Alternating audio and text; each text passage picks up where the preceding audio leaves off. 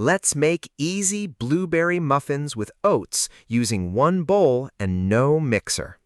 For the dry ingredients, you'll need 1½ cups of oat flour, 1 cup of all-purpose flour, 3/4 of a cup of sugar, 2 teaspoons of baking powder, 3/4 of a teaspoon of salt, and ½ a teaspoon of cinnamon.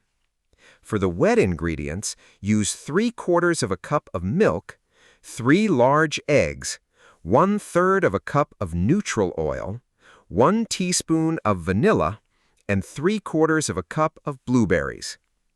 Preheat your oven to 350 degrees Fahrenheit or 175 degrees Celsius and line a 12-cup muffin pan. In a large bowl, whisk the milk, eggs, oil, vanilla, and sugar until smooth and combined. Add the oat flour, all-purpose flour, baking powder, salt, and cinnamon. Stir gently, just until no dry flour remains. Do not overmix or the muffins may become dense. Fold in the blueberries. Fresh or frozen, both work. If using frozen berries, add them straight from the freezer to reduce blue streaks in the batter.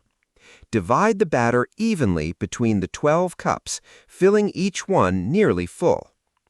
Bake for 23 to 25 minutes until the tops are lightly golden and a toothpick inserted into the center comes out without wet batter.